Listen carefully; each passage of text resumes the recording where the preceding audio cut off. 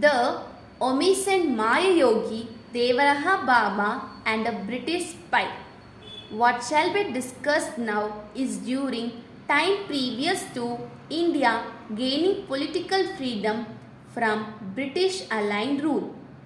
During India's worst times, India was under foreign rule, first under Muslims and then under Britain. In the year 1922 AD, when the movement of revolutionists to free India from aligned rule had reached great momentum, more new revolutionaries, by taking an oath to even sacrifice their precious life for this great cause, were joining in activities to top British rule. Since the crowd of revolutionaries was increasing day by day, the aligned British rulers had to face newer dire problems. Whenever the aligned rulers felt suspicious of presence of incognito revolutionaries, they would shoot at sight. Whenever they got information regarding secret meeting of these Indian revolutionaries, they would catch them, put them behind bars and treat them so terrifically so that they would finally die. Under such circumstances, leading revolutionaries took shelter of Devraha Baba. They would approach Devraha Baba incognito in a secretive manner with a strong resolve to free India from foreign rule. Thus, for this end, they would approach him to get his sacred commandos and blessings. When spies working for British government gave this information to their seniors, the latter started spying on Mahayogi Devraha Baba residing in a hut built on river's side in the deep jungle area. Devraha Baba would tell us, "Child, these revolutionaries, out of sheer patriotic love for their country, India, would remain hiding without food and water for many days. Sometimes they would eat only grams and jaggery. Indian people too, out of fear of British officials, would not give shelters to these revolutionaries. Child, they had to perform intense artistics for Indians' freedom fight. The blood of so many flowed away like river water, so many died, enduring bodily difficulties, and executed such tasks not at all wishing to do so, like murdering, violence, bomb planting, etc., just so that their beloved motherland, India, gets freedom from aligned rule." Devraha Baba would say, "Child, in order to find out whether these revolutionaries are coming for my darshana, the British government appointed spies. Throughout the day, hundreds of people would come for my darshana, and so many amongst them would walk to me. Amongst these, British spies would mingle about, and as just everybody would come for darshana with gifts like fruits, garlands, sweets, etc., these British spies too would do exactly this. As per Mahayogi Devraha Baba's orders, everyone was given prasada in return. In this big crowd, these spies too were given prasada. These spies would do many types of garbs like wearing a skin to those owned by Muslim women, Sardarjis, or a aesthetic, and thus come for darshana. Their only mission was that least they found any revolutionary coming to Mahayogi Devraha Baba, they could inform their seniors and thus put them in jail. But when after many days of spying, thus when one particular spy found no clue, he in despair came for final darshana. After bowing down in this humongous crowd, he felt and left that space. After he had walked away a distance of few meters, Mahayogi Devraha Baba shouted aloud, "O spying child, please take prasada and then leave." On hearing this, the spy stood dumbfounded like a still statue.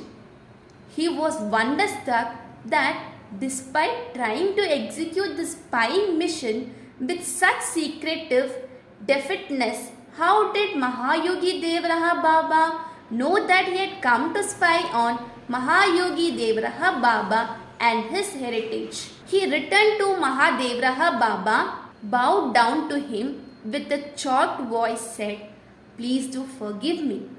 I thought you were just an ordinary hermit, yet to identify me correctly, you verily are the all-knowing, omniscient, great yogi saint. The future, present and past of none can remain hidden from your eyes. You are definitely omniscient." Mahayogi Devraha Baba said, "Child, please open your heart to me so that everyone know this mysterious secret." Thus the spy clearly spoke about his spying mission, and everyone present was astounded that Mahayogi Devraha Baba knew each minute detail of everyone approaching him for darshana, even if the crowd was very gigantic. Mahayogi Devraha Baba said, "Child, it is good you told us all this, but tell us that since you had come here to spy, what exactly did you find?" That spy devotee said, "Mahayogi Devraha Baba, I found a true yogi, saint and ascetic in your form. It is very rare to easily meet such a highly revered great saint. In reality, revolutionaries lived such a nature-based lifestyle that for him there was no need that could be even a few bit difficult to fulfill. For example, there was no discomfort as far as unavailability of water is concerned, because he would reside on shores of rivers like Ganga, Yamuna, etc. He was never seen eating any food at all. In his very initial stage of life, he would sustain his body devouring fruits, flowers, leaves, etc. growing in jungles. After around the year 1940 AD, it was possible for him to remain alive hell and heartily merrily on 100 ml of cow milk. He would never use salt, sugar, etc. that is devoured by ordinary human. Mahayogi Devraha Baba body was yogic and was not born from mother's womb. In very ancient times, in the direction of river Saryu's front, where Mother Saryu is called Ramganga, there is Kalpagram. Mahayogi Devraha Baba, through his yogic powers, converted his stubble divine body into a gross visible body. He performed this yogic process by residing within river Saryu waters for a fair length of time. The arrangement of food for his yogic body was in form of eating only every 15 days. Sometimes once a week, Mahayogi Devraha Baba would eat 10 grams of jaggery, 2 to 3 pepper, and with a little clarified butter made from cow milk, some stems of margos and neem tree leaves were given to him daily, which he kept with himself. We cannot say whether he would keep eating a few leaves because none would count the 200 leaves present on these stems. About 100-gram cow milk and drinking lots of water was his food habit. Yet, none could totally clarify when and what he would eat. Mahayogi Devraha Baba Sarkar also spoke about certain herbs to mustard seeds. If kept in the mouth then for 15 to 20 days, a yogi need not eat any other food items. Regarding seeds, Mahayogi Devraha Baba had told us about many important facts that shall be further clarified in the next chapter of the book. Finally, what exactly did Mahayogi Devraha Baba eat regarding this despite serving him all 24 hours in his divine presence many years together? We can only say that we had described above. Coming back to life, after Devraha Baba shed his mortal coil on 19th June 1990 AD, on Thursday 21st June 1990 AD, Mahayogi Devraha Baba's gross body was given post-death rites in the sacred waters of river Yamuna. At that time, all his devotees, immersed in untold sorrow, gathered in hordes at their samadhi spot. Mahayogi Devraha Baba, after these post-death rituals, some devotees got together to plan feeding as many people as possible and other spiritual programs too. Amongst them was a devotee of Mahayogi Devraha Baba named Lala Pokram Malji Gayal. He was affectionately called Foolish Child by Mahayogi Devraha Baba. It was decided in this meeting as to who would help out in the spiritual program. After this, all devotees with a heavy heart left for their house. It was decided to hold this feeding program 16 to 17 days after Mahayogi Devraha Baba shed his coil. After 10 to 12 days, a chef was appointed by Lala Pokhrambalji Goyal to start making arrangements for cooking food, and on overseeing the program's preparations, Goyalji returned home. After returning home, Goyalji again experienced an iron pain which was about 35 years old. At the spot of pain 35 years previously, a heron surgery had already been carried out. A family physician advised that Goyalji must approach a senior doctor in a well-known hospital for getting cured. Thus, his family members got Goyalji admitted into city clinic. The doctor there, on noting that the case was very serious, operated on Goyalji within 2 to 3 days itself. Above the navel, on both sides of the operated area, 2 pipes were placed that collected dirty water emitted by the stomach. After this, in 2 to 4 days, the doctor gave permission to Goyalji leave the hospital. One doctor from the clinic daily came to Goyalji's house for medical checkup. After 4 to 5 days, in no way the dirty water emitted by the stomach would stop gushing out. Hence, since the operation proved a failure, the doctor asked Goyalji to get readmitted to the hospital. 2 days after Goyalji got readmitted, the operated region was opened up.